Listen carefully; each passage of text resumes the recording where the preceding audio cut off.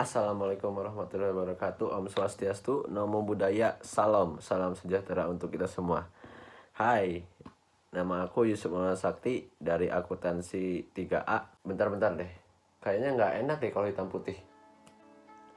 Oke, di sini saya akan memaparkan sebuah materi dari mata kuliah akuntansi lingkungan, yaitu hasil review saya, hasil ringkasan saya tentang materi dari sebuah artikel yang dikarang oleh suatu pengarang hebat, yang dimana judul artikel tersebut adalah standarisasi tanggung jawab sosial perusahaan.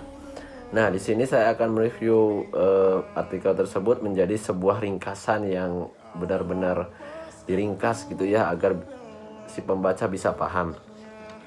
Oke, langsung saja ke materinya ya. Review standarisasi tanggung jawab sosial perusahaan. Semenjak keruntuhan rezim diktatoriat Orde Baru, masyarakat semakin berani untuk beraspirasi dan mengekspresikan tuntutannya terhadap perkembangan dunia bisnis Indonesia. Masyarakat telah semakin kritis dan mampu melakukan kontrol sosial terhadap dunia usahanya. Perubahan pada tingkat kesadaran masyarakat memunculkan kesadaran baru tentang pentingnya melaksanakan apa yang kita kenal sebagai Corporate Social Responsibility atau sering disingkat dengan CSR. CSR adalah basis teori tentang perlunya sebuah perusahaan membangun hubungan harmonis dengan masyarakat tempatan. Nah, di sini ada beberapa poin ya. Yang pertama ada poin pemahaman tentang CSR. Apa itu CSR sih?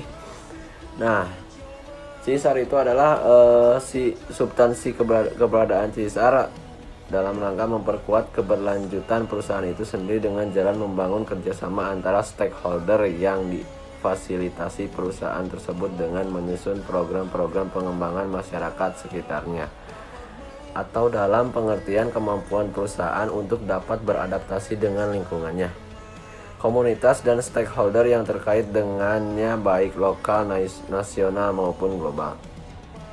CSR sebagai sebuah gagasan, perusahaan tidak lagi dihadapkan pada tanggung jawab yang berpijak pada single bottom line, yaitu nilai perusahaan atau sering disebut dengan corporate value, yang direfleksikan dalam kondisi keuangannya sebuah finansial saja. Tapi tanggung jawab perusahaan harus berpijak pada triple bottom line. Kenapa? Karena di sini bottom line lainnya selain finansial juga ada sosial dan lingkungan. Karena kondisi keuangan aja nggak cukup ya. Karena akan menjamin sebuah nilai perusahaan yang tumbuh secara berkelanjutan atau sustainable. Nah, di sini ada 7 poin nih. 7 poin yaitu isu pokok CSR. Apa aja? 7 pokok isu pokok CSR adalah: yang pertama, pengembangan masyarakat; yang kedua, konsumen; yang ketiga, praktek kegiatan institusi yang sehat; yang keempat, lingkungan; yang kelima, ketenagakerjaan; dan keenam, hak asasi manusia; dan yang ketujuh adalah organizational governance atau hukum organisasi. Terus poin kedua, nah di poin kedua ini berhubungan dengan praktek-praktek sebuah CSR. Nah, ada dua nih praktek CSR itu. Yang pertama di luar negeri atau di mancanegara. Di tingkat internasional ada banyak prinsip yang mendukung praktik CSR di banyak sektor. Misalnya Equator Principles yang diadopsi oleh banyak lembaga keuangan internasional.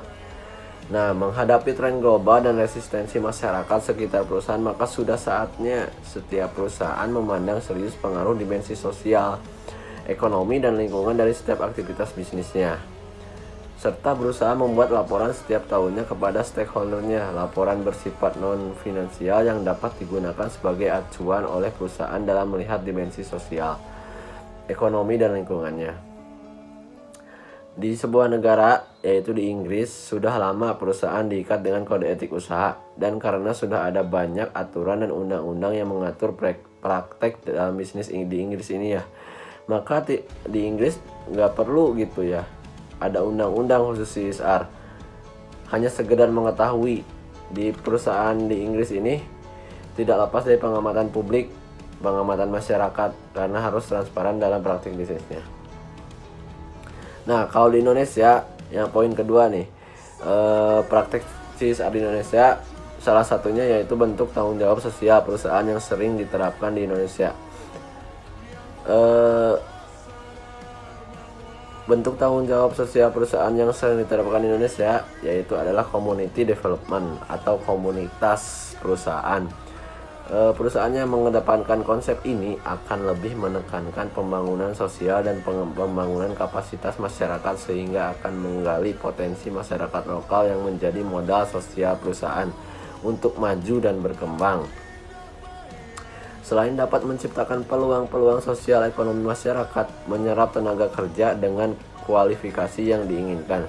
Cara ini juga dapat membangun citra sebagai perusahaan yang ramah dan peduli lingkungan. Atau seringkali kita dikenal di Indonesia itu yaitu green accounting atau akuntansi hijau yang ramah lingkungan dan efisiensi. Nah, di Indonesia telah menerapkan beberapa program yang dilakukan oleh suatu perusahaan dalam kaitannya dengan tanggung jawab sosial di Indonesia atau dengan CSR-nya langsung. Dapat digolongkan menjadi tiga bentuk, yaitu yang pertama public relation, yang kedua strategi defensif, dan yang terakhir adalah kegiatan yang berasal dari visi perusahaan. Nah, di dalam visi perusahaan itu ada sebuah kegiatan perusahaan yang berbeda dari hasil dari perusahaan itu sendiri. Ada program juga ya. Program yang mengembangkan masyarakat di Indonesia dapat dibagi dalam 3 kategori, yaitu satu community relation atau relasi kerja, relasi bisnis, relasi apapun itu, relasi kalian sebuah circle gitu ya. Yang kedua ada community service atau komunitas service, yaitu untuk maintenance, untuk perawatan sebuah perusahaan dan untuk berkaitan dengan sebuah maintenance untuk perusahaan.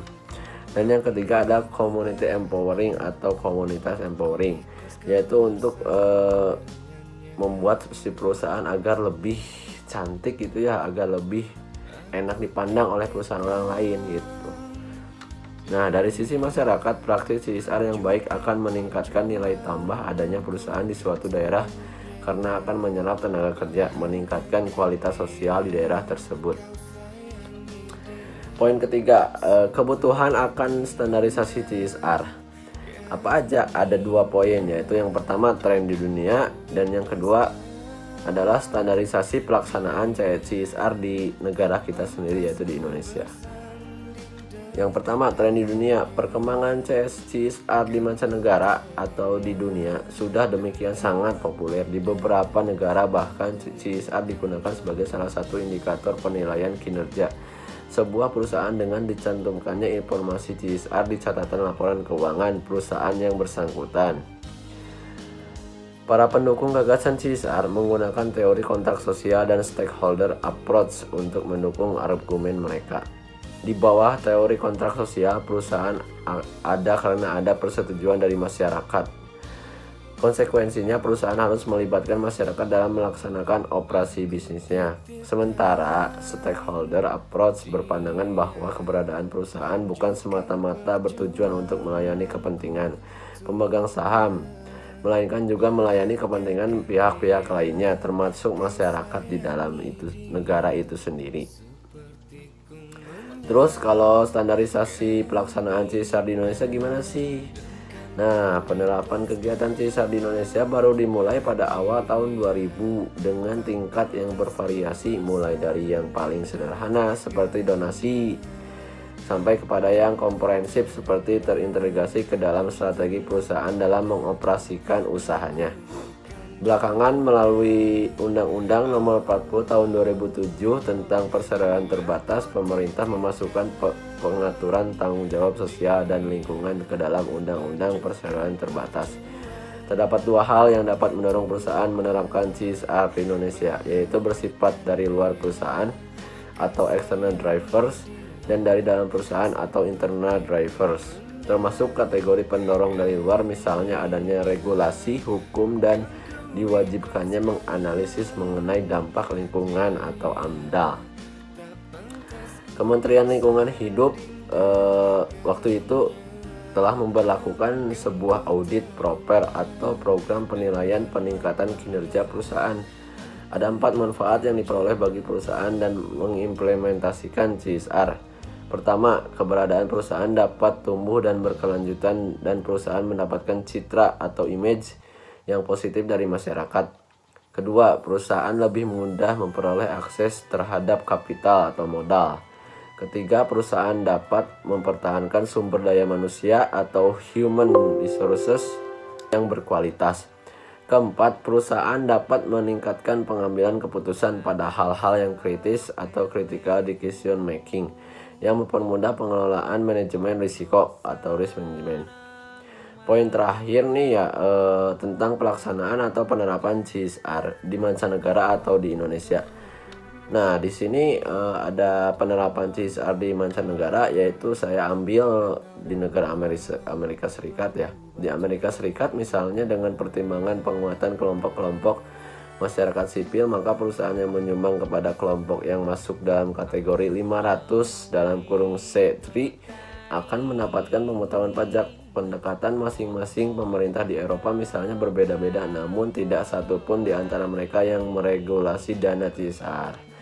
Nah, gimana nih pelaksanaan CSR Indonesia?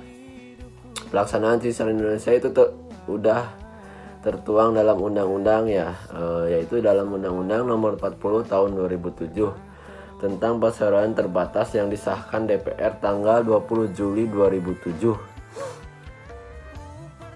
Menandai babak baru pengaturan CSR di negeri ini, keempat ayat dalam pasal 74 undang-undang tersebut menetapkan kewajiban semua perusahaan di bidang sumber daya alam untuk melaksanakan tanggung jawab sosial dan lingkungan. Pada dasarnya kegiatan CSR di Indonesia sangat beragam, bergantung pada proses interaksi sosial, bersifat sukarela, didasarkan pada dorongan moral dan etika, dan biasanya melebihi dari hanya sekedar kewajiban memenuhi peraturan perundang-undangan. Selain itu, pelaksanaan CSR merupakan bagian dari good corporate governance yang mestinya didorong melalui pendekatan etika maupun pendekatan pasar atau intensif. Tanggung jawab sosial perusahaan belum memiliki definisi yang seragam. Lingkup dan pengertian tanggung jawab sosial perusahaan yang ada dalam literatur pustaka maupun definisi resmi yang dianut oleh berbagai lembaga internasional berbeda dengan lingkup dan pengertian tanggung jawab sosial dan lingkungan. Nah, pada saat ini di Indonesia praktek CSR belum menjadi perilaku yang umum. Namun dalam abad informasi dan teknologi serta adanya desakan sebuah globalisasi, maka tuntutan terhadap perusahaan untuk menjalani CSR akan semakin besar. Nah, seperti itu materi dari saya, review ringkasan dari saya. Mohon maaf bila masih ada kekurangan karena saya masih belajar untuk meringkas sebuah artikel gitu ya. Saya akhiri. Semoga yang menonton video ini dapat bermanfaat dan dapat mendapatkan ilmu, seenggaknya sedikit ilmu dari saya gitu ya, yang bermanfaat. Oke, saya tutup ya. Sampai berjumpa lagi teman-teman. Wabillahi taufiq wal hidayah. Wassalamualaikum warahmatullahi wabarakatuh.